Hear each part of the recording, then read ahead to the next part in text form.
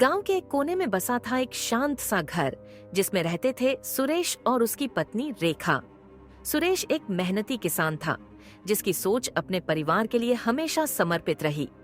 रेखा, उसकी पत्नी, तेज तर्रार और व्यवहार में कड़वी, पर अपने तरीके से वो भी परिवार को जोड़कर रखने की कोशिश करती थी। आपकी तबीयत तो दिनों दिन बिगड़ती जा रही है, क्या करूँ कुछ समझ नहीं आता। अरे शीला, इसमें तुम कर ही क्या सकती हो। भगवान ने बीमारी मुझे ऐसी दी है और अब मेरी इस बीमारी का कोई इलाज नहीं है। काश आपने मुझे अपनी कैंसर की बीमारी के बारे में पहले बता दिया होता तो ये दिन नहीं देखना पड़ता। शीला, मैंने तुमको बताना इसलिए जरूरी नहीं समझा क्योंकि डॉक्टर ने मुझसे बोल दिया था कि अब तुम्हारी इस बीमारी का कोई इलाज नहीं है। अगर आपको कुछ हो गया तो मेरा क्या होगा? तभी वहाँ पर सुरेश और उसकी पत्नी रेखा आ जाती है। अरे शीला, मेरे जाने के बाद तुम्हारे पास सुरेश और रेखा है ने, ये तुम्हारा ध्यान रखेंगे। और सुरेश, भाभी का ध्यान रखोगे या नहीं? भैया तुमको कुछ नहीं हो रहा, मैं तुमको अच्छे से अच्छे डॉक्टर के पास दिखाऊंगा और देखना आप जल्द ही ठीक हो जाओगे। नहीं मेरे भाई, मेरे पास इतना वक्त नहीं था। ऐसा मत बोलो भैया, भाभी का ध्यान मैं और रेखा दोनों रखेंगे। भाभी मेरी माँ जैसी है और भाभी ने भी तो मेरा पालन पोषण किया था। मुझे पता था तुम मना नहीं करोगे, अपनी भाभी माँ का अच्छे से ध्यान रखोगे। इतना बोलते ही राकेश की मौत हो जाती है। क्या हुआ? क्या हुआ जी आपको? कुछ बोलते क्यों नहीं हो? बोलो जी, क्या हुआ आपको?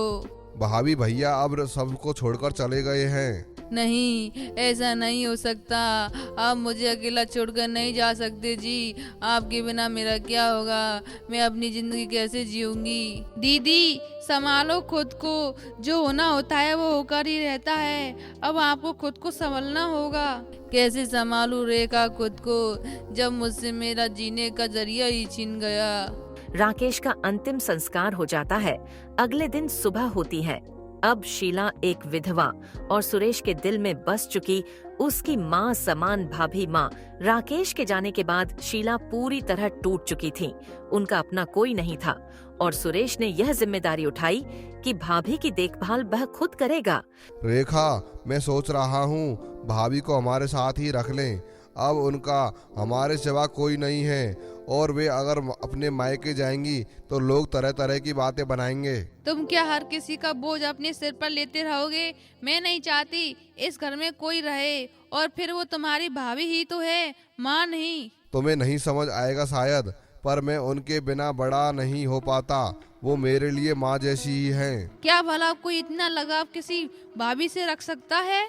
तभी वहाँ पर सुरेश की भाभी आ जाती है और बोलती है, रेखा और सुरेश, तुम दोनों मेरी चिंता मत करो, मैं अपने मायके चली जाऊंगी। अरे भाभी, आप भला मायके क्यों जाएंगी? ये आपका भी घर है। अगर दीदी जाना चाहती है तो उसको जाने दो, आप भला क्यों रोक रहे हो? तुझे पता है रेखा, अगर भाभी यहाँ से गई तो गांव वाले क्या कहेंगे? लोग तरह तरह की बातें बनाएंगे और ये आपका घर है भाभी, तो आप यही रहोगी। रेखा की आंखों में रात की नींद नहीं थी। रेखा का मन अस्थिर हो गया था। हर छोटी बड़ी बात में उसे लगने लगा कि सुरेश अब उसकी बात कम और शीला की बात ज्यादा सुनने लगा है। सुबह की चाय भी तुम अपनी भाभी के साथ पीते हो, सब कुछ अपनी भाभी को बताकर करते हो, मुझसे तो कुछ पूछते ही नहीं हो। रेखा, भाभी अकेली है, थोड़ा साथ दे देंगे तो क्या चला जाएगा? आखिर ये घर भी तो उन्हीं का ही है। और रही भाभी को बताकर काम करने वाले बातों की, तो आखिरकार घर की बड़ी है और मेरी माँ समान है, तो क्या मैं भाभी से पूछ नहीं सकता? ये घर उनका है, इस घर में सिर्फ दीदी और तुम रहते हो, मैं तो रहती ही नहीं, मेरा तो कुछ है ही नहीं, ये घर तो आपका ही है बस। रेखा, तुम पागल हो गई, मैंने ऐसा कब कहा? फालतू बातें करती हो। रेखा का यह व्यवहार सुरेश को अंदर तक तोड़ देता। वह जानता था कि भाभी को कुछ कह पाना आसान नहीं होगा। शीला इस सब को चुपचाप देखती वह जानती थी कि रेखा को उसकी उपस्थिति खटक रही है, मगर वह मजबूर थी। न मायके जा सकती थी, न कोई सहारा। एक दिन, अरे रेखा बहन, मैंने सुना है तुम्हारी जेठानी शीला का सारा खर्चा तुम्हारा पति सुरेश उठाता है। हाँ हेमा बहन, तुमने सही सुना है, मेरे पति ही दीदी का सारा खर्चा उठाते हैं। रेखा, तू बुरा मत मानना, पर ये मैं तेरी भलाई के लिए बोल रही हूँ। अरे नहीं नहीं, बोलो, मैं नहीं मानूंगी बुरा। तेरा पति उस शीला की कुछ ज्यादा देख रेख नहीं करता, मुझे तो कोई और बात लगती है। लगता नहीं दोनों देवर भाभी हैं, मुझे तो उन दोनों के बीच कुछ अलग खिचड़ी पक रही है, ऐसा लग रहा है। ये तुम क्या बोल रही हो? मेरे पति ऐसे नहीं हैं, इसलिए जो बोलना है सोच समझ के बोल। लो, भलाई का जमाना ही नहीं रहा, मैंने कुछ गलत नहीं बोला। सारे गांव में सबको ऐसा ही लगता है कि उन दोनों के बीच कुछ चल रहा है।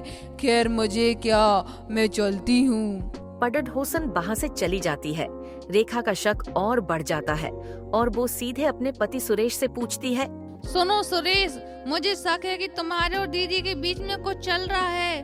कोई रिश्ता सिर्फ भावनाओं पर नहीं टिकता इतना लंबा, इसलिए सच सच बताओ, क्या चल रहा है तुम दोनों के बीच? यह सुनकर सुरेश का चेहरा पीला पड़ जाता है और सुरेश गुस्से से आग बबूला हो जाता है और बोलता है, क्या कह रही हो तुम रेखा? तुम्हें शर्म नहीं आई ऐसा सोचते हुए? तुम ऐसा कैसे सोच सकती हो? मैंने तुझे पहले ही बोला था कि भाभी मेरी माँ जैसी है, उनको मैं अपनी माँ की तरह मानता हूँ। माँ जैसी है, माँ नहीं। और शर्म तो तब आनी चाहिए तुम्हें जब अपनी बीवी को छोड़कर उस विधवा के इर्द गिर्द घूमते हो। बस कर रेखा, बस कर। और कितना नीचे गिरोगी तुम? कितनी गिरी हुई सोच है तुम्हारी। उस दिन पहली बार सुरेश की आंखों में आंसू आ गए और शीला, जो सब सुन रही थी, अंदर ही अंदर टूट गई। वो जानती थी अब इस घर में उसका होना एक बोझ बन चुका है। सुना है सुरेश अपनी भाभी को माँ मानता है, पर तुझको पूछता ही नहीं। तुझको तो बस नाम की बीवी बना रखा है, सब कुछ उस विधवा भाभी को ही मिलता है। अरे अम्मा पूछ मत, ये करमजली अपने पति को तो खा गई, अब मेरे पति के पीछे पड़ी है। एक बात कहूँ, पर किसी से कहना मत तू। उस शीला को मौका मिलते ही किसी दिन घर से निकाल देना, चली जाएगी कहीं। सही कहा अम्मा तूने, अब मैं ऐसा ही करूँगी। कुछ दिन निकल गए। शीला अब और भी चुप रहने लगी थी। वह दिन भर काम में लगी रहती और जरूरत से ज्यादा किसी से बात नहीं करती, पर उसकी आंखें सब कहती थीं। एक रात रेखा ने सुरेश से सवालों की बौछार कर दी। आज तुम फिर भाभी के कमरे में गए थे, क्या जरूरत थी वहाँ घंटों बैठने की? रेखा, भाभी की तबीयत ठीक नहीं थी, थोड़ा सिर दर्द था। तो क्या मैं मर गई थी? एक गोली नहीं दे सकती थी मैं? आज इलाज भी तुम ही करोगे। तुम्हें क्या हो गया है रेखा? तुम अपने ही घर में जहर घोल रही हो। तुम दोनों को एक साथ देखकर मुझे घिना आती है। अगर तुमने भाभी को इस घर से बाहर नहीं किया तो मैं खुद चली जाऊंगी। उस रात सुरेश ने बहुत कुछ सोचा। उसके लिए दोनों ही रिश्ते अहम थे, एक जिसने उसे पाला और दूसरी जिससे उसने जीवन बांधा। पर रेखा अब शांत नहीं बैठने वाली थी। कहाँ जा रही है रेखा? कुछ काम है तो मुझे बता दे, मैं कर दूंगी। आप रहने दो दीदी, कुछ काम नहीं है, आप तो बस आराम फरमाइए। मैं तो बस पंडित जी को बुलाने जा रही थी। क्यों रेखा, कुछ असुभ हुआ है क्या घर में? हाँ बहुत कुछ, इस घर में अब पाप की छाया है। शीला चुप रह गई और शीला सब समझ चुकी थी। दिन ब दिन घर का माहौल और भी तनावपूर्ण होता जा रहा था। रेखा का व्यवहार तेज और कठोर होता जा रहा था, जबकि शीला धीरे धीरे खुद को इस दुनिया से दूर होती महसूस करने लगी थी। एक दिन जब सुरेश खेत में था तो रेखा ने मौका देखा और शीला को साफ साफ कह दिया, शीला दीदी, अब तुम्हारा यहाँ कोई अधिकार नहीं रहा, या तो खुद जाओ या मैं तुम्हें निकाल दूंगी। रेखा, मैं तुम्हारे लिए कभी बोझ नहीं बनी, मैं तो बस सुरेश की माँ की जगह लेने की कोशिश कर रही थी। क्या माँ की जगह? माँ तो तुम्हारी मौत के बाद भी सुरेश के दिल में है। तुम बस एक औरत हो जो यहाँ रहकर मेरे घर को बर्बाद कर रही हो। खुद के पति को तो खा गई, अब मेरे पति को हत्याना चाहती हो। ये तुम क्या बोल रही हो रेखा? तुम्हें शर्म नहीं आ रही? ऐसा बोलने में भी मैंने सुरेश को अपने बेटी की तरह मानती हूँ, उसको मैंने इन्हीं हाथों से पाला है और तुम हमारे रिश्ते पर लांछन लगा रही हो। मुझे भाषण मत दो, सब देखती हूँ रोज इन्हीं आंखों से, पागल नहीं हूँ, सब जानती हूँ, सब कुछ पता है मुझे, इसलिए तुम्हारे लिए यहाँ से जाना ही अच्छा होगा। मेरे घर से चली जाओ, वरना मुझसे बुरा कोई नहीं होगा। यह सुनकर शीला के दिल में गहरा दर्द हुआ, लेकिन उसने कोई जवाब नहीं दिया। वह जानती थी कि यह लड़ाई उसे हारनी ही है। अगले दिन सुरेश ने देखा कि शीला बहुत उदास है। भाभी, मैं तुम्हें अकेला नहीं छोड़ सकता, मैं तुम्हारी पूरी देखभाल करूंगा। अगर तुमने अपनी भाभी के लिए ऐसा किया तो मैं इस घर में नहीं रहूंगी।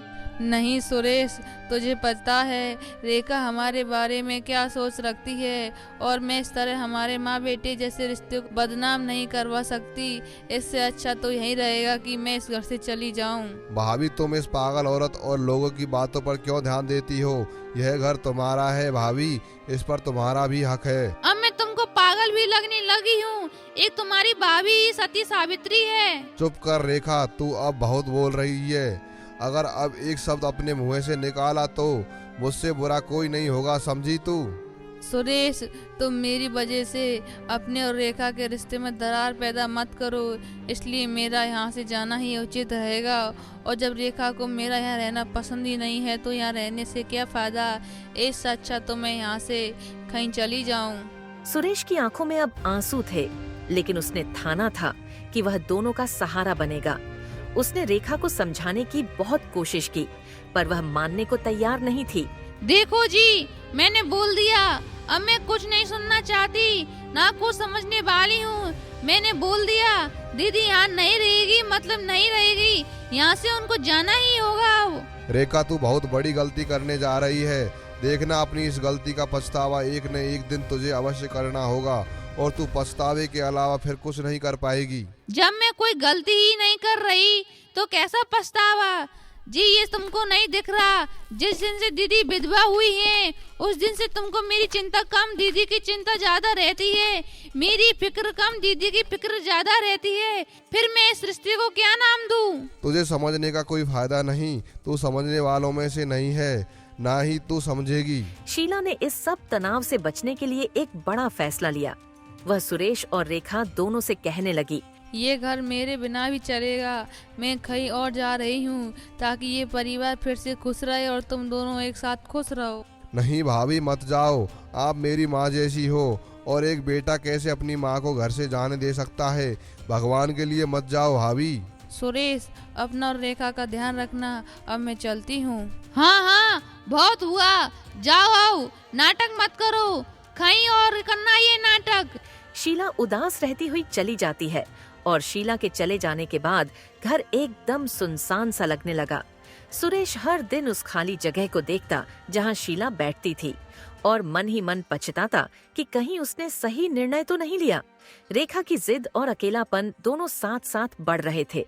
वह सोचती, अब ये घर मेरा है और सुरेश भी मेरा, अब जाकर दिल को तसल्ली मिली है। तुम्हें पता है भाभी ने जो कुछ भी किया वह सब हमारे लिए था। उसने हमारे लिए सब कुछ कहा, पर हम उसके लिए कुछ नहीं कर पाए। क्या होगा आपके लिए, मेरे लिए नहीं। मुझसे तो वो मेरा हक, मेरा घर सब कुछ छीनना चाहती थी। रेखा, तुम कितनी मूर्ख हो, लोगों की बातों में जल्दी आ जाती हो। जिन लोगों की बातों में भी तुम आई थी, क्या उसके घर की ओर देखा तूने? उनके घर के हालात कैसे थे? घर के टुकड़े टुकड़े होकर बट गया। तू उन लोगों की बातों में आ गई जो अपने घर को तोड़कर बैठी हैं और तुम्हारे घर को भी तोड़वा रही हैं। तुम जो बोल रहे हो, हाँ वो सच है। उनके खुद के घर बिखरे हुए हैं, और जो मैंने अपने आंखों से देखा वो क्या था? क्या देखा तूने? क्या तूने एक माँ बेटे का रिश्ता देखा? क्या तूने एक माँ का प्यार देखा? क्या तूने एक बेटे का फर्ज देखा? क्या तूने ये देखा कि किसी की चेहरे की मुस्कुराहट चली गई, उदासी के अलावा कुछ नहीं बचा, और तू बिना सोचे समझे मेरी भाभी माँ और मुझ पर इल्जाम लगा रही है? रेखा सोच में पड़ जाती है और सोचती है, क्या सच में मुझसे गलती हुई है? क्या मैंने सच में गलत किया है? अब क्या सोच रही है? यही कि मैंने कुछ गलत नहीं किया, जो हुआ अच्छा हुआ। उस मुसीबत से पीछा छूटा। आगे हमारे बच्चे होंगे तो उनके फ्यूचर के लिए कुछ तो करना है। सही है, अभी हमारे बच्चे भी नहीं हुए हैं, तू उनकी सोच सकती है और मैं अपनी माँ समान भाभी की नहीं सोच सकता। इतना बोलकर सुरेश वहाँ से चला जाता है। दिन निकलते गए। एक दिन उसकी पड़ोसन हेमा उसके पास आती है और बोलती है, आओ हेमा बहन आओ, बोलो कैसे आना हुआ। मुझे माफ कर दो रेखा, मैंने तुम दोनों पति पत्नी के बीच गलतफहमी पैदा कर दी। मैं अब समझती हूँ मैंने कितना गलत किया, पर तुम्हारी जेठानी शीला तो बहुत अच्छी थी। मैंने लोगों की बातों पर ध्यान दिया। ये तुम क्या बोल रही हो? हाँ रेखा बहन, सच बोल रही हूँ कि तुम्हारे पति और जेठानी के बीच एक रिश्ता है, पर वो रिश्ता सिर्फ एक माँ बेटे का है। ये भी सच है, मुझे माफ करना रेखा। ये तुमने क्या किया? तुम्हारी जेठानी नहीं देवी है, वो देवी की तरह पवित्र है और उसने हमेशा तुम्हारे पति को बेटी की तरह ही माना है। पड़ोसन वहाँ से चली जाती है और इतना सुनते ही रेखा के पैरों तले जमीन खिसक जाती है। ये मैंने क्या कर दिया? एक माँ बेटे के रिश्ते का मजाक बनाया, वो भी किसी और की बातों में आकर। मैं कितनी बेवकूफ थी, अपने पति पर सब कर बैठी, अपनी बहन जैसी जेठानी को भला बुरा बोला। मुझे कुछ करना होगा। रेखा सुरेश के पास जाती है और बोलती है, सुनिए जी, मुझसे बहुत बड़ी गलती हो गई। मैंने तुम पर और शीला दीदी पर शक किया, मुझे माफ कर दो। मुझे अपनी गलती का एहसास हुआ है। अब बहुत देर हो चुकी है, पर मैं कोशिश करूँगा कि मैं तुमको माफ़ कर सकूँ। मैं तुझसे बार बार बोलता रहा, पर तूने मेरी नहीं सुनी। अब तुझे पछतावा हो रहा है। मुझे माफ कर दो जी, मुझे मेरी गलती का एहसास हो गया। मैं दीदी से माफी मांग लूंगी। अब कहाँ से माफ़ी मांगेगी? तुमने ही ताने मार मार कर उनको इस घर से निकाल दिया ना। जाने भाभी कहाँ और किस हाल में होंगी, और ये सब तुम्हारी वजह से हुआ है। मैं ढूंढने जाऊंगी दीदी को, मैं लेकर आऊंगी उनको, दीदी को फिर से इस घर में वापस। ठीक है, तो भाभी को घर वापस लाने में तुम्हारा साथ दूंगा। दोनों शीला को वापस लाने की सोचते हैं और साथ ही दोनों ने मिलकर शीला से माफी मांगने और उसे वापस घर लाने का निर्णय किया। चलो जी, हम दोनों मिलकर दीदी को ढूंढने चलते हैं। हाँ हाँ चलो। तभी अचानक शीला उनके सामने आ जाती है और बोलती है, रुको, तुमको कहीं भी जाने की जरूरत नहीं है, मैं खुद तुम्हारे पास चलकर आ गई। भाभी आप? दीदी, दीदी, मुझे माफ कर दो दीदी, मुझसे गलती हो गई। मैंने तुम दोनों के माँ बेटे जिस रिश्ते पर उंगली उठाई, आपको भला बुरा बोला, आपके चरित्र पर लांछन लगाया। मुझे माफ कर दो दीदी। मुझे तुमसे ये उम्मीद नहीं थी रेखा, मैंने तुम्हें हमेशा अपनी छोटी बहन की तरह माना और मैं इतनी भी बुरी नहीं कि अपनी बहन का घर उजाड़ दूं। मुझे माफ कर दो दीदी, ऐसी गलती दोबारा नहीं होगी। हमें माफ कर दो, हमने तुम्हें वो सम्मान नहीं दिया जो तुम्हारा हक था। मैंने सुरेश को एक बेटे की नज़र से देखा है, हमेशा उसको अपना बेटा ही माना, और तू थी कि दुनिया की बातों में आकर हमारे इस घर को बिखरने में लग गई। भाभी मुझे भी माफ कर दो, मैं भैया की बात पर खड़ा नहीं उतरा, मैं कुछ नहीं कर पाया और आपको जाना पड़ा। मुझे माफ कर दो भाभी। इसमें तुम्हारी गलती नहीं है सुरेश, मैं समझ सकती हूँ। तो भाभी मतलब आपने मुझे माफ कर दिया? हाँ हाँ, मैंने माफ किया तुमको। थैंक यू भाभी, मेरे लिए आप हमेशा माँ जैसी ही रहेंगी। मेरी भाभी माँ हो आप। पर भाभी एक बात बोलूं? हाँ बोलो। भाभी अब सच में रेखा को अपनी गलती का एहसास हो गया है, वो अपने किए के लिए बहुत शर्मिंदा है। प्लीज भाभी आप उसको माफ कर दो। अगर फिर ऐसी गलती करेगी तो इसको उसकी गलती चुकानी पड़ेगी। प्लीज भाभी। हाँ दीदी, माफ कर दो। अगर दोबारा ऐसी गलती हुई तो आप खुद मुझे सजा देना। मैंने तुम्हें कभी माँ की जगह नहीं दे पाई, पर मैं समझ गई कि तुम हमारे परिवार का हिस्सा हो। कृपया वापस आ जाओ दीदी। शीला की आंखों में नमी आ गई। शीला कुछ देर शांत रहती है और फिर बोलती है, ठीक है, मैंने रेखा तुमको माफ किया, और अगर ऐसा फिर कभी से गलती से भी हुआ तो तुझे मैं खुद सजा दूंगी और तुम दोनों को एक साथ इस घर से निकाल दूंगी, समझे? हाँ हाँ दीदी, आप जैसा बोलोगी अब वैसा होगा। मैंने सोचा था कि मैं बोझ बन गई हूँ, पर तुम दोनों ने मुझे याद किया, यही मेरे लिए सब कुछ है। नहीं दीदी, अब से हम एक साथ मिलजुल कर रहेंगे, कभी किसी की बातों में नहीं आएंगे। रेखा को अपनी गलती का एहसास हुआ और रेखा ने अपनी गलती मानी और शीला से माफी मांगी और शीला ने उनको माफ कर दिया और सब खुशी खुशी रहने लगे।